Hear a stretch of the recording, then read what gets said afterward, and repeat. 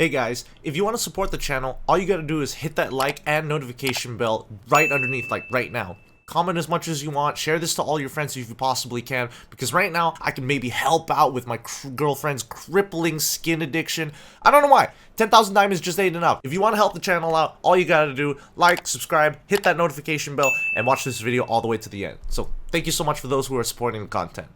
Now let's jump back into the weekly recap. For week 3, day 3, we continue with the streak of being the most entertaining MPL with LTX up against Team Hawk. Now LTX are coming in pretty hot, and I mean they basically played a nothing game against Team Secret. We didn't really get to see how much they actually improved compared to Team Hawk, who got destroyed against RSG side, so they were looking to end at least week number 3 as a 1-1 and get a couple of points for themselves rather than an 0-2, which is really going to hurt your mentality moving into the upcoming weeks. And I think LTX, they did a phenomenal job, right? Now, let's start with the weird picks that we did get to see.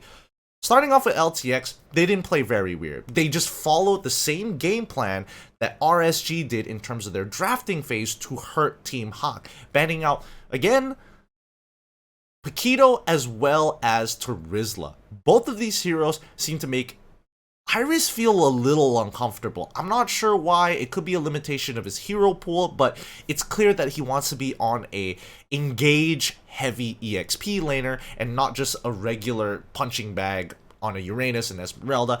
I'm surprised they don't want to ban out the X-Borg more, but we'll see in the upcoming weeks. However, Hawk's response was even crazier after seeing, hey, they got a Bruno. Hey, they also have a Fanny who's great at the earlier stages of the game. Their answer to that was Vexana. Wow, first time we're seeing Vexana in the MPL MY, and you're probably thinking, but how does this work? How do they get through the early game? What exactly do they want to set up? And I'll tell you, because Team Hawk, they ended up locking in the Grok on top of the fact that they have the Irithyll for late game scaling, but finally, the key component here being Iris once again playing Arlet. Now, we haven't seen Arlet in a good amount of time, to be fair, after its nerfs slowing down his animation speed, not having as much damage as he would like to be, but he is still an impressively elusive hero and a great tempo breaker, combo starter, and a great setter for the team. Now, this is the main idea.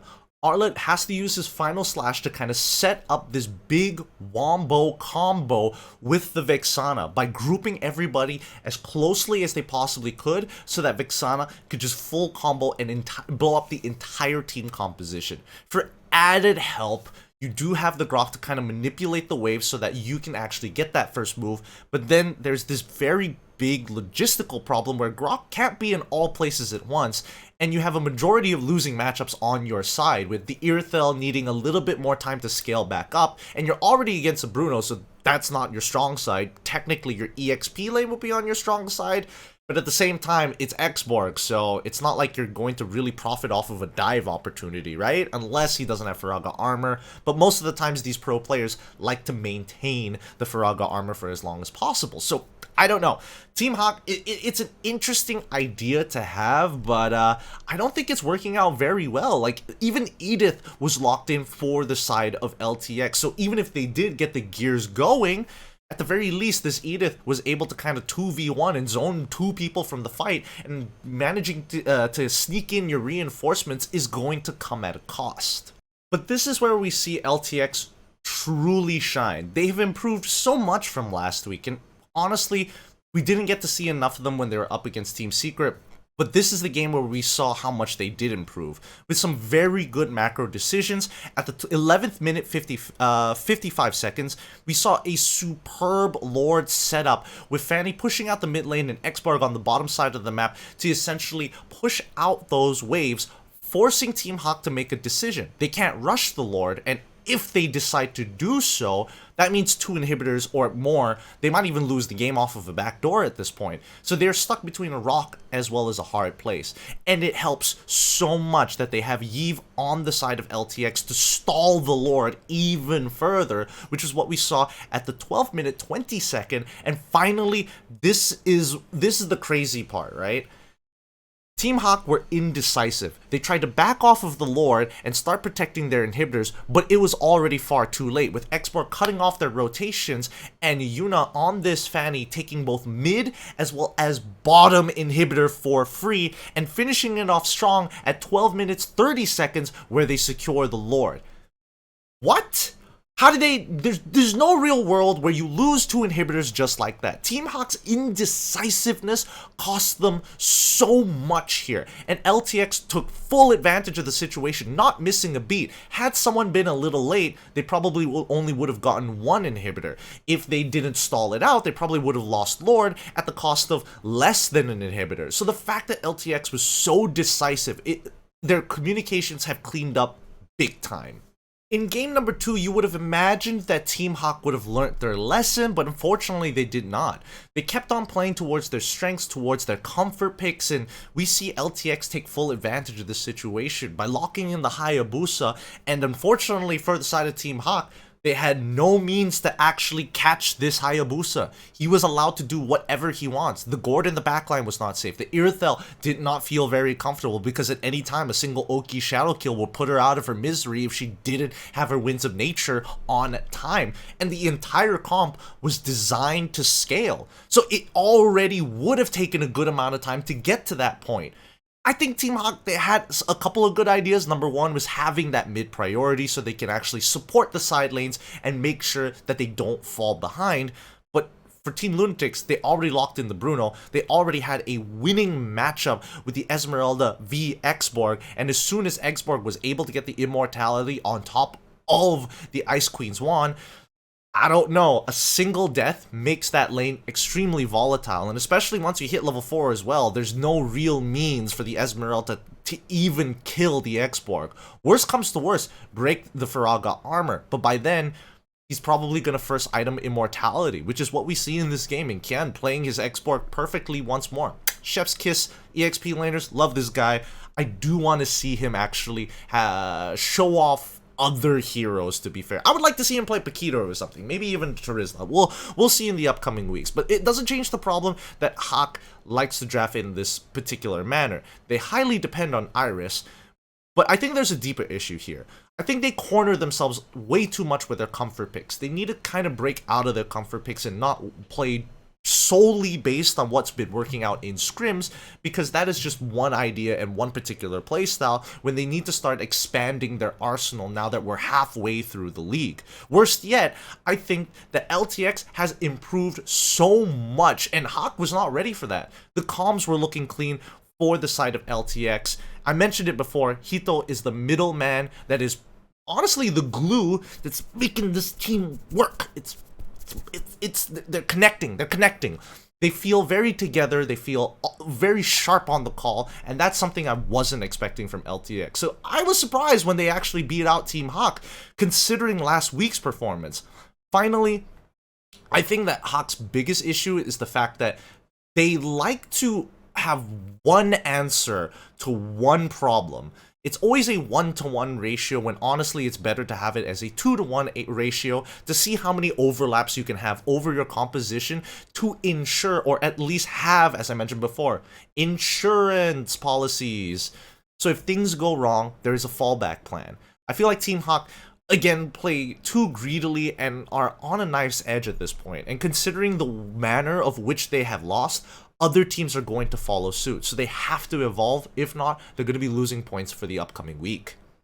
The second game of day number 3, we see Red Esports versus MPNC. Now, MPNC, they're feeling good. They beat Team Hawk the day before. Red, unfortunately, still didn't get any points, and we were all wondering whether Red had kind of recuperated from the mental damage that they had the day before, because those games were not very good, and I think a player or a staff, you'd be pretty tilted watching the game or being part of it. But coming into this matchup, they were looking for some redemption to end the week 1-1, and MPNC was not going to make it easy. From an area in the draft, I would say that Red came up on top, having the Angela, Melissa, on top of the fact that they basically had a free Joy, and unfortunately for MPNC, couldn't do anything about it. They had a rough idea of how to actually deal with it. They need time to scale and eventually overload the Joy through the healing of Florin.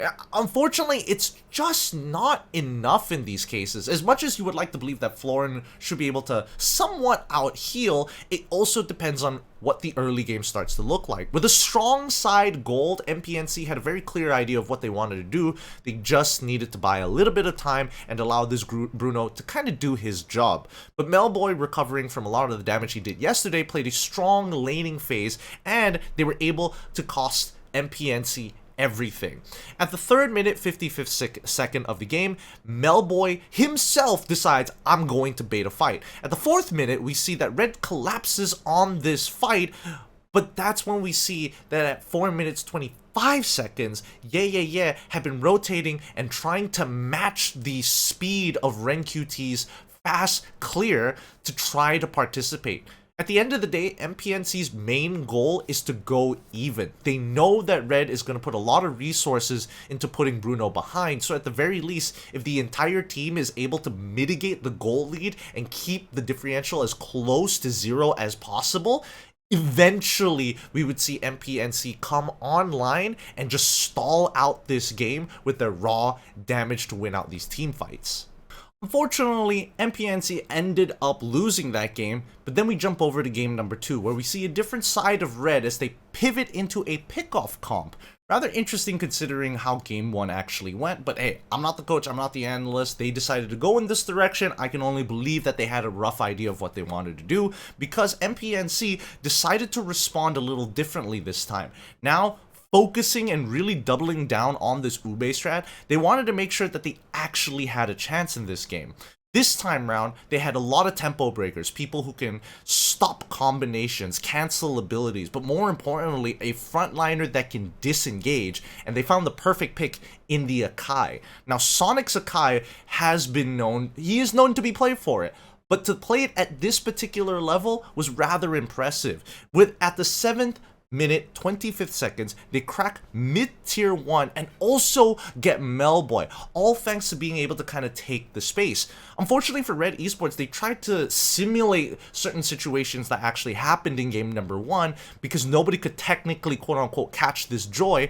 But MPNC refined the overall strategy and picked up on the Red Esports habits and made sure that Exort wasn't able to get in on these fights and actually profit from them, utilizing the Florin once more, but this time they also paired it up with the Claude, who is a lot more difficult to get on top of because of the Battle Mirror image. Let's not forget, they still had the Edith, and we know how Edith can, well, 2v1 certain situations and clutch, honest to God, situations that most supports would never get away with. And that's why Edith gets picked pretty often.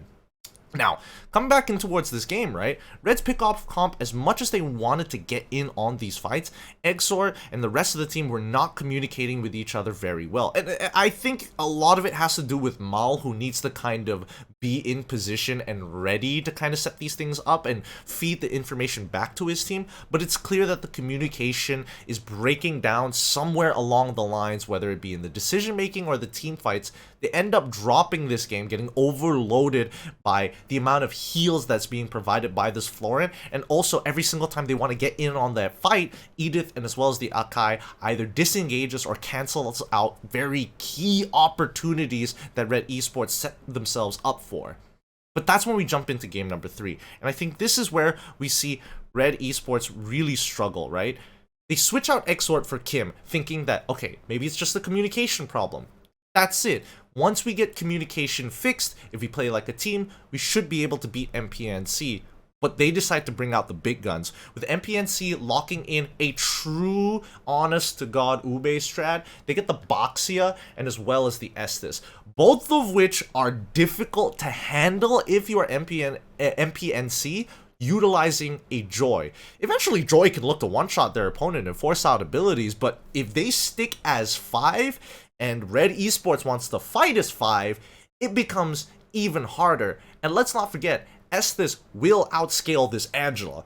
As good as Angela is in the earlier stages of the game, this Boxia is making sure that her heals aren't going to be as effective, and more importantly, being the spearhead of the team and trying to, it's tough to say It's tough to say if Sonic was trying to oppress the enemy jungler, because there are a lot of times where our Boxia players should be invading, but they aren't. They can be aggressively invading, but there is a lot of respect that needs to be given to your opponent who has an early game lineup. Things like Bruno, things like Angela make it particularly difficult to really get away with stealing your opponent's farm, especially when you're losing 60 to 70% of your HP pre-level 4. So you don't want to be caught in those situations, and I think that MPNC really thought it through, with the early game being more passive, and once you get into the mid game, they're looking to clump up as close as they can and out-heal the raw damage coming out of Red Esports. Now, don't get me wrong, we saw Ren QT pick up the chill once again, and he had a lot of good kicks. Sometimes you hit, sometimes you miss. It happens. You don't hit 100% of the kicks, but you have got to make the attempt when you have that flicker. At the 12th minute, 35th second, Ren kicks Zavs to break the tempo because MPNC were holding Red hostage for a majority of the game, having Red attempting to be aggressive and MPNC continuously thwarting them at each and every attempt. Even though Red understands that they scale better towards the later half of the game, they couldn't deal with just the raw healing coming out of this Estus, and Boxia being this frontline tank continuing to be annoying, on top of the fact that Hyde was playing a solid game. He was making sure people like Kim, who notably on his highest win rate, high-performing hero Yves, didn't make that much of an impact, which was kind of crazy considering that they had the Angela, they had the Joy, and more importantly, MPNC doesn't have a lot of CC, so there was pretty much no reason for Red to not be able to crack this game open by the earlier stages of the game unless MPNC made a significant mistake, which they didn't, and they punished Red Esports for every single one of their mechanical mistakes. As a final thought, and the only thing that I'm going to say about this is that both teams, especially when it comes down to game number 1, like to feel each other out a lot, counter drafting as much as they possibly can, and that's why game 1 ended up a little weird. But it's clear that both Hawk and Exorb, they seem to be struggling with the team. Now, to be fair, I will say that Hawk was sick that day, so he wasn't performing at his tip top. But overall, his impact, it's hard to feel it in the game in comparison to Mali and as well as Hyde as the main duo in the mid lane. Exord, on the other hand, big question mark. After 2 poor performances and the fact that he had to get subbed out, something is wrong, and I don't doubt him as a player, but I definitely think the communication is starting to hurt the team as a whole, and it's something that Red Esports should heavily consider. I don't know if it's an XOR problem, I don't know if it's an overall problem with the team, but something needs to be done to make sure that communication is cleaner as they start rolling into week number 4. Finally, to end off week 3, day number 3, we have SRG versus RSG, a highly anticipated match with both teams finishing off currently 1-0 in that week, and hopefully one of these teams will be walking away 2-0 rather than 1-1. For SRG, they like their peel compositions a lot, but they want to make sure that Gojas is on a strong, high impact, high engage, very similar to Iris from Team Hawk's EXP laner. But RSG take it a step further. With bans on SRG's top comfort heroes, this being the Terizla, the Fanny, as well as the Claude, limit down on the high impacts and then play your own game, because the 2 side lanes could force out their priority. Yuzong gets banned out in the second phase, and they substitute it with a very RSG SG kind of style. Khalid is being played by Ripple for the very first time here in the MPL MY. It's not like we haven't seen Khalid been played before, but hey man, Lukman's not playing for LTX no more, so somebody's got to take that place, am I right? Now, with Terizla as well as Yuzong already banned out, this Khalid needed to be that substitution to actually look for these engages onto the back line. Things that both Terizla and Yuzong are extremely good at doing and at the very least, Khalid has some early game pressure against the almighty X-Borg, which has been dominating MPL MY's EXP lane for the past 3 weeks. So it was interesting to see a little bit of a change, but RSG take it a step further.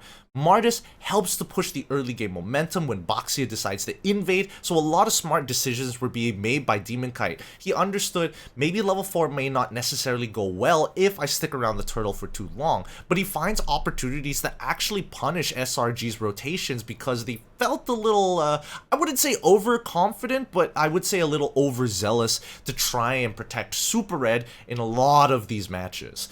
And it becomes a recurring trend. Now, hear me out, hear me out. We go over as Loliel's is unlocked from the gold lane. As a Beatrix, starting out the siege composition is all dependent on breaking the tier 1 by gold lane. And once you do that, the team starts to clump together and slowly, one by one, destroys the structures. And that's how RSG ends up closing out this game against SRG. Pretty surprising until you see game number 2, where if you thought this game was like a 7, it jumps to an 8 very quickly. With a strong gold side, SRG makes the attempt to oppress their opponents, make sure that Loliel has less impact. After seeing their previous draft the day before, at the very least, if we make sure that Loliel slows down, or if he decides to go for Irithel again, maybe they can get a punish with this Bruno. Unfortunately, that wasn't the case. SRG decides, you know what, we're going to take it a step further. We see the Melissa pick on your side to kind of slow us down. We see the Edith, we see the Martis, as well as the Yve to make sure that you're protecting your king, but we have to punish. The Yuzong gets locked in for the side of SRG. We see the Grok as well get locked in to manipulate these waves and actually have an impact towards the mid game when you have the support of your Lancelot. Now, the teamfight composition coming out from the side of RSG was honestly not bad. It was more flexible on the engages as well as the disengages. Instead of the counter engages, but will need time to scale. It is a composition that requires a decent amount of gold, so managing expectations and more so managing the lanes individually was going to be a very big problem for the side of RSG if one side started to crumble. Now, Stolem and Demon Kite are hyper aware. In their mic check, we did see them actually saving their boy Loliel's a good amount of times in these games, hyper focusing on the main targets, showing their experience. But Storm in particular was already playing very hot the day before. Coming into this match, he was playing hotter than ever with the direction of Demon Kite. I would say that they were two very vocal people, and it's good to have vocal people because it gives direction to the rest of your team. Unlike Red Esports, it seems that the Filipinos have integrated much better for RSG than it has for Red Esports. Now, at the end of game number 2, eventually SRG wins, protecting Super Red and making sure that Bruno not only got his gold, but also didn't slow down at all, just power farming throughout the game and eventually outscaling their opponents in the traditional front-to-front. They couldn't deal with him. They really couldn't. It was a little sad for RSG MY, but it just shows that SRG still have a lot in the tank to show. Which brings us to game number 3, which I think caught a lot of people's eyes, because for the very first time we do see the Arlet go into the roam position after a very long time. I mean, the most recent of memory that I can think of Arlet going into the roam is probably Supervin coming in from BTR Alpha from Indonesia, who likes to use this as a way to tempo break their opponent, cancel out key abilities, really disrupt the engages, which is what we were hoping to see here in game number 3. SRG, on the other hand, decided to play a little bit more standard, and they took a big risk because at the end of the day, Gojas likes EXP laners with a high impact engage ultimate, and he got his hands on Benedetta, having to fight 1v1. You would have imagined it was Arlet, but that was their last pick for the side of RSG. Rippo ended up going on with Yuzong and winning out his lane, developing an EXP lead for himself and maintaining his waves extremely well against the Benedetta, despite it being a little bit more favored if we're talking about the characteristic of who gets the push first. And a lot of the times, it's Benedetta. She gets the push faster at the cost of a little bit of EXP, at the cost of a little bit of life, but more importantly, she rotates significantly faster in comparison to the Yuzong, only because of her passive. What's worse is that we see that RSG takes full advantage of the situation. They saw Edith on the enemy side. It was giving them a couple of issues, but they preferred to have it for themselves. But since it was denied, the next best pick was going to be Arlet. And Storm performed phenomenally. Every single time you see a Primal Wrath play, try to zone out 2 people, this Arlet's final slash completely shut it down. If Edith is unable to get her auto attacks to sustain her health outside of her mech, she is going to die so quickly. She is basically human like everybody else. And it became very evident. SRG, it felt like in this particular game, they were unpracticed against the Arla, and the best way I can explain it is through this particular clip at 4 minutes 30 seconds into the game, where we see a very ambitious call being made by SRG as they are up in battle spells and as well as their ult. For the only exception, they are at a man disadvantage. It is 4v5. Gojas already got chunked out and used his ultimate to clear out his waves and has recalled, and unfortunately, they have to fight 4v5 around the turtle side, and I would say it's closer to a 4v4 until the marksman gets involved, but up until that point, this was the game changer for the side of RSG. They end up winning out this fight, final slashing the Edith as soon as she got outside of the mech, getting that kill and clearing up the rest of the team, securing them a lead that they never really let go. This dive composition became very unbearable to deal with because every single time SRG would make an attempt to engage, you would instantly see the final slash stop any kind of follow-up that was enabled by SRG. And that's not the worst part. The counter engage as well. The fact that RSG is utilizing their ultimates more like resources in a company, they made sure that even if you don't have that Petrify, the Black Dragon form was going to cut them off and add that added level of peel. And it helps that Izanami fills in the gaps by stealing away key ultimates like the Real War Manipulation to ensure that nobody leaves that space and they can fully take advantage of their opponents. This resulting in RSG winning out 2-1, breaking the 100% game series win streak from the side of SRG. And that's it for the daily recap of week number 3 of the MPL MY. Guys, thank you so much for watching. We're continuing to improve the show as much as we can to make sure that we're covering as many things as possible, and it takes a lot of time, so make sure that you drop a like and subscribe whenever you can. Don't forget to hit that notification bell because these are going to be coming out every single week until the end of the MPL MY, and I hope you've been enjoying the show. We're trying to improve the quality, and at the very least, this time, I'm not changing colors every 20 seconds, so that's already, thumbs up, good for me. But more importantly, thank you to everybody watching the show because we're so close to getting monetization. Just a couple more, I don't want to say a couple more because it's more like 1,500 more hours to actually go before we qualify for monetization, and once we get monetized, we can be pumping out more content for you guys back at home. So please keep supporting the channel. Thank you so much for watching. We'll see you guys for next week's recap. See ya!